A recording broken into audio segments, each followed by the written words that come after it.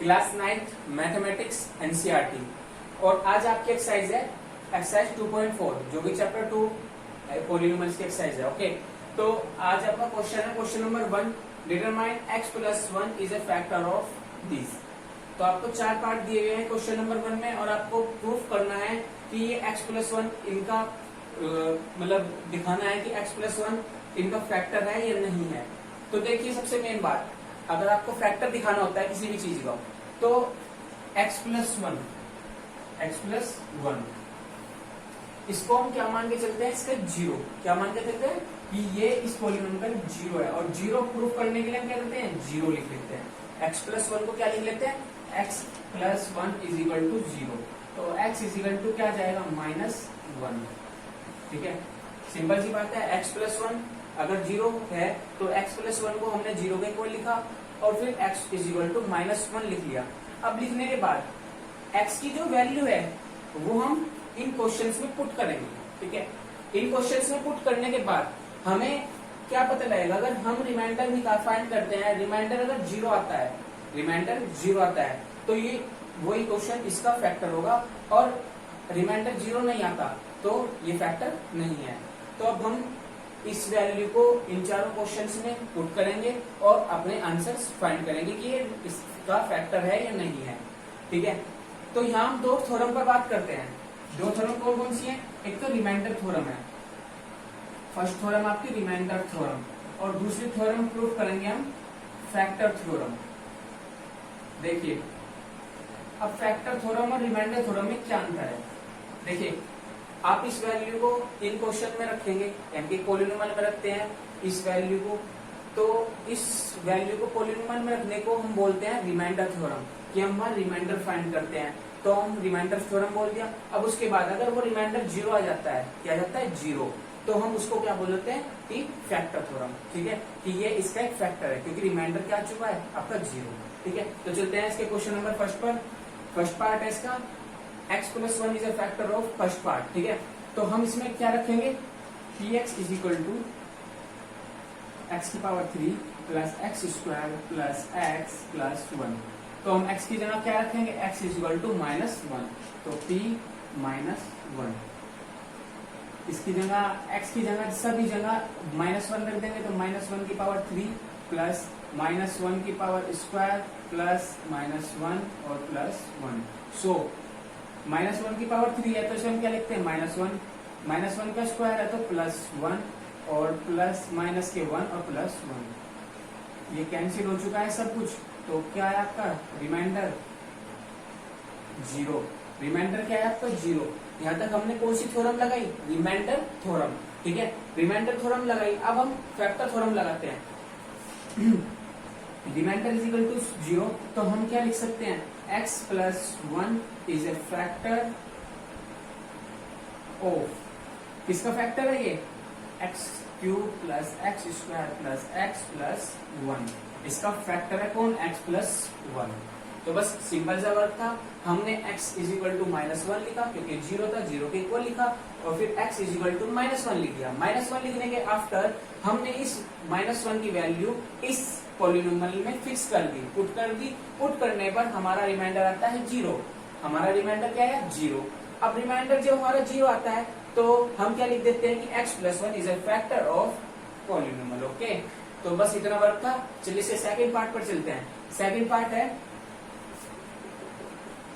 x की power 4, x की power 3, x square plus x plus 1।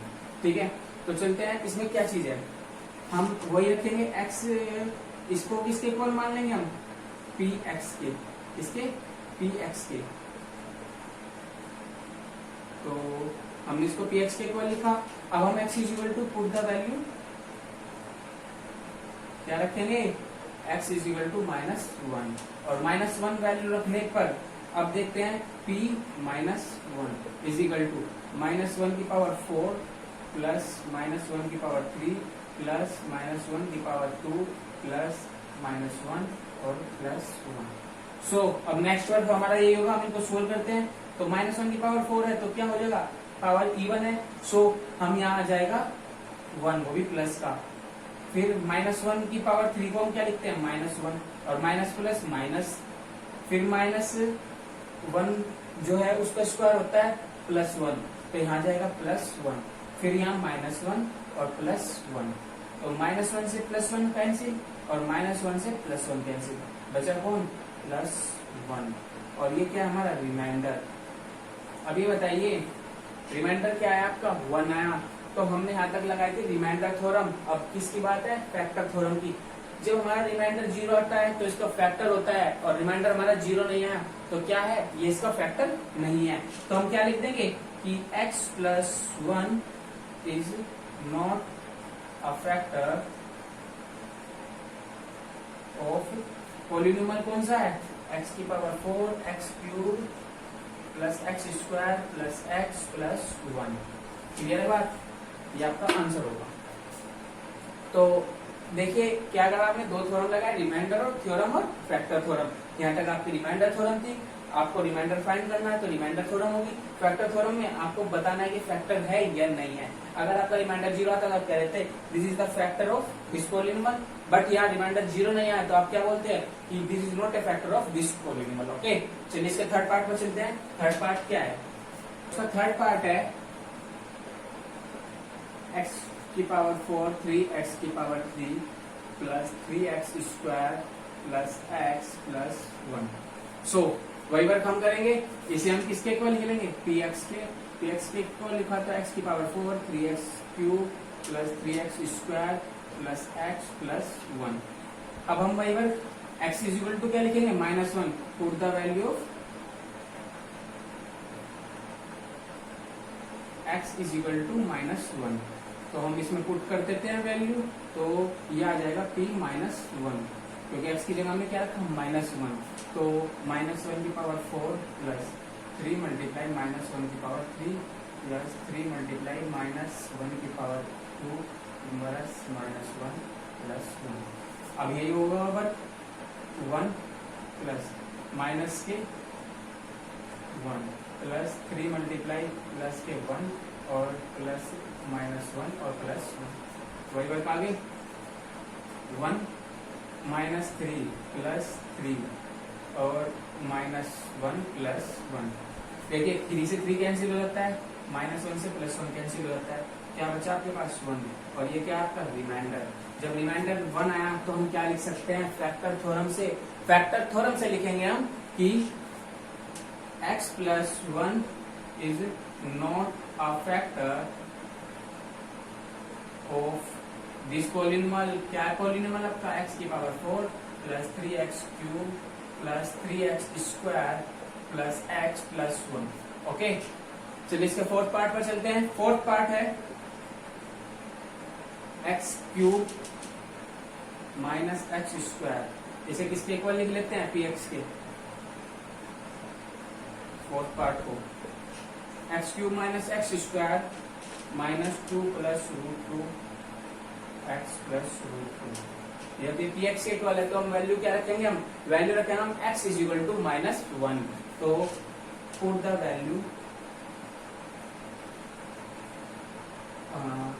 x is equal to -1, तो हम value रखते हैं, तो हम p क्या लिखेंगे -1 is equal to -1⁴ minus -1⁴ minus 2 plus √2 और माइनस के 1 प्लस √2। चलिए इसको सोल्व करते हैं। सोल्व करेंगे कैसे, देखिए -1⁴ है तो -1 माइनस, और यहाँ आ जाएगा 1 माइनस 2 प्लस √2। अगर हम इसके अंदर मल्टीप्लाई करें -1 की तो यहाँ तो आ जाएगा -2 और यहाँ भी -2 आ जाएगा, और प्लस क्या है √2। ठीक, अब प्लस √2 है तो हम क्या करते हैं -1 माइनस के 1 और माइनस माइनस प्लस के 2 और माइनस माइनस प्लस के √2 और प्लस के √2। तो देखिए -2 प्लस 2 प्लस 2 √2, इससे कैंसिल हो जाता है, क्या बचता है आपका 2 √2। ये क्या है आपका रिमाइंडर, ये क्या है रिमाइंडर। और जब रिमाइंडर आपका नॉट इज इक्वल टू 0 है, क्या लिखेंगे आप यहाँ remainder not is equal to 0, तो क्या लिख देते हैं आप फैक्टर थ्योरम से कि x plus one is not a factor of this polynomial. Polynomial क्या था आपका x की power 3 minus x square minus 2 plus root 2 x plus root 2। तो इसका फैक्टर नहीं है। कौन नहीं है? x plus one. तो आपने इस क्वेश्चन में क्या सीखा? आपने दो थ्योरम जैसी की रिमाइंडर थ्योरम और फैक्टर थ्योरम। पहले हम रिमाइंडर फाइंड करते हैं किसी भी पॉलिनोमियल का, कि अगर कोई भी पॉलिनोमियल किसी पॉलिनोमियल पर अपने ये होने का पूरा दावा करता है कि मैं इसका फैक्टर हूँ, तो उससे हम क्या करते हैं, उसको जीरो बना देते हैं, क्योंकि जीरो ही फैक्टर होता है, फैक्टर ही जीरो। इस बात को आप अच्छी तरह समझ लीजिए।